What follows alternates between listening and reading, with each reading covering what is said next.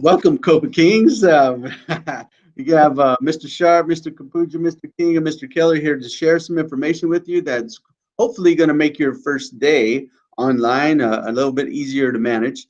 The very first thing I guess we want to discuss is what the school day is going to look like. So let me share with you, share my screen here and show you what it's going to look like. So if you notice these little dots here, Monday through Friday, right? So Monday's dot is the same as Thursday's dot. They're both black, and then Tuesdays and Fridays are red.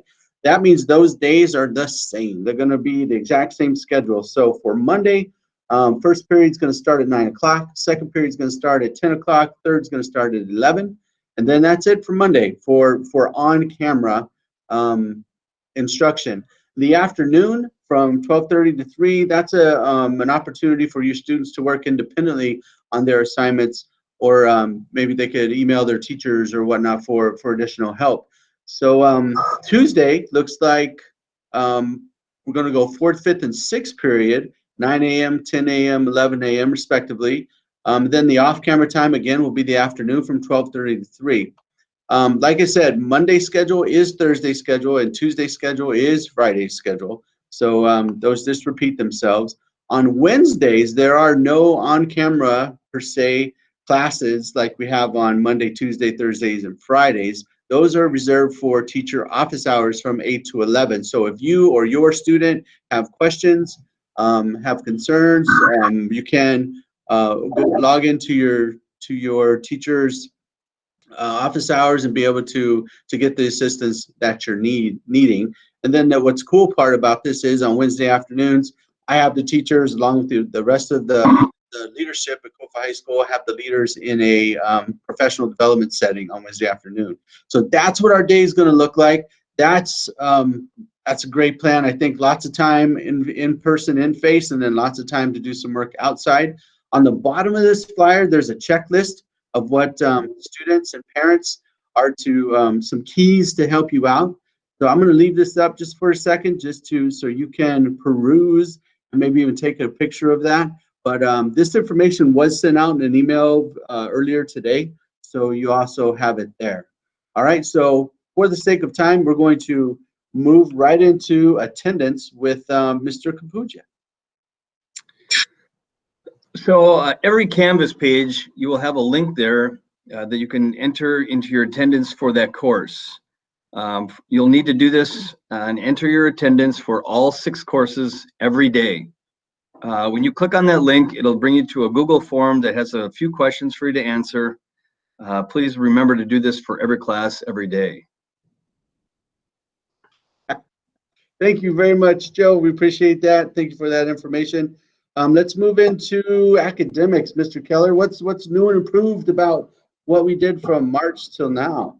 So our campus leadership did a really nice job of going through and looking at the things that were really working well. And then they also created some professional development for our teachers to even improve on our Canvas and our teaching with distance learning. So we had some good distance learning upgrades from last year. We have really high expectations for student engagement during the online learning and the hybrid phases of the school year. To kind of give you an example, last year when we did go into distance learning, students were able to keep their grade or improve upon it. But this year, you need to earn every aspect of your grade by demonstrating your learning and participating in the scheduled activities. And our teachers are all ready to give you those activities and learning experiences. So we're ready to go. So it should be pretty good. Fantastic. Thank you for that. Mr. Kapuja, looks like we got you on the hook again to talk about a little bit about Canvas. Yeah, a little bit regarding Canvas. Like Mr. Keller said, it is a little bit newer and improved. We learned a few things from last year to this year. What it is, it's a learning management system that teachers and students will be interacting on. To be able to log on to it, make sure, again, you log into all 6 courses each day and fill out your attendance form. Then students will have access on Thursday morning. So if you're trying to do it right now, you won't be able to until Thursday morning. Teachers will be inviting students to enroll in their Canvas courses with information about virtual meetings and when class times are. For the new incoming freshmen, please see the video that we'll be attaching into the chat box. This will be a video explaining how to log into Canvas. All right, thank you for that. Also, there was a one-pager that you received at registration. That one-pager also went out earlier this afternoon in an email to everybody for, so do you have that information for Canvas and how to log on and so on. Mr. Keller, I received a whole bunch of calls about food and if we're having food service and in a completely online environment, food service, and what does that look like? Who's eligible? Who's not eligible? Do you know anything about that? I do. I can speak to that.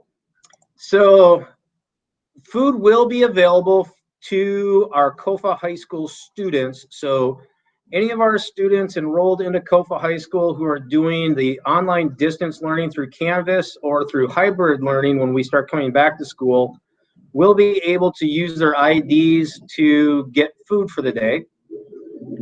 During online distance learning, you will be able to drive to campus and pick up the food. Just make sure that you are bringing the IDs in for each of the students that are receiving food, because on the IDs there's a little barcode that will be scanned so that that food can be handed out for them. Breakfast and lunch will be provided, and it will be near the administration building where the food will get picked up at. So at this time, if students are enrolled into Yuma Online Distance Academy, which we also call YODA, they will not be able to get food at Kofa High School. The Yuma Online Distance Academy is a different school, even though they're still considered a Kofa High School student. It's kind of a school within a school.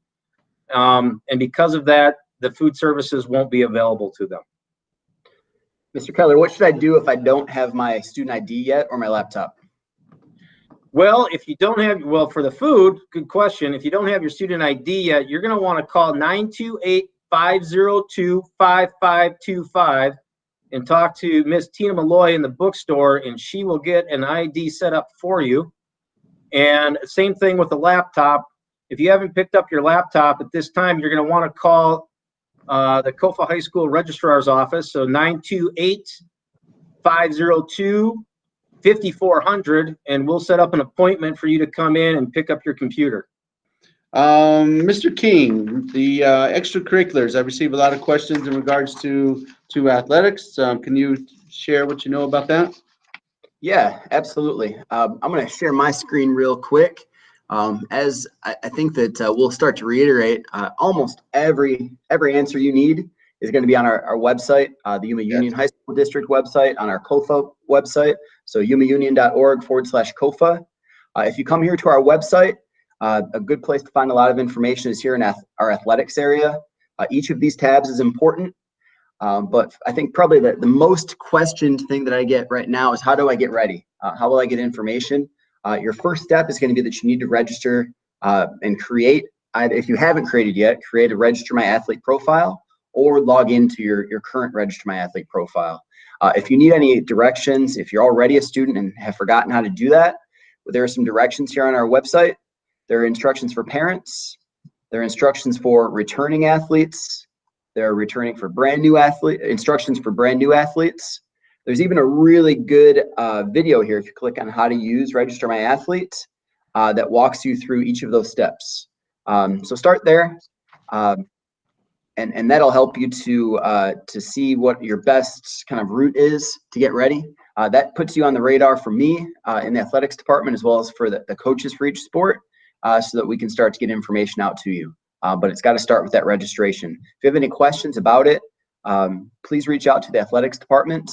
That number is 502-5368, or you can email me, and I'll put my email address right in the chat box as well.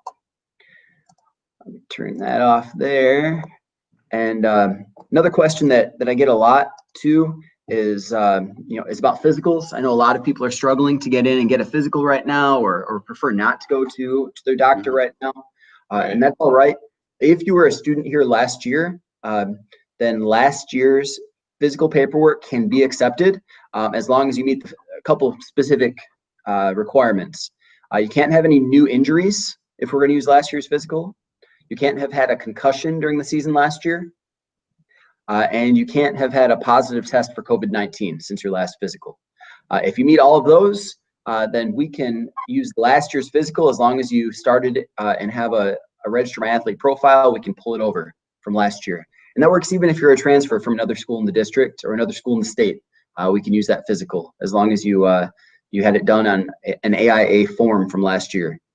We'll start practice on the same date that we're allowed to have in-person classes on our campus. Education is really important. We've got to make sure that we check that box first, that we get kids here on campus learning. But as soon as that happens, then we'll start to have our first day of practice. Right now, that's scheduled for August 17th, would be our first possible day for practice. Coaches are working together to make practices safe to attend. The Arizona Interscholastic Association has given us guidelines to make competition safe for athletes too. We've got some good information for coaches, good information for spectators right now. So we're putting a lot of thought to make all activities and athletics safe for students, but also possible. I know that for a lot of us, that's a really important part of our experience at Kofa.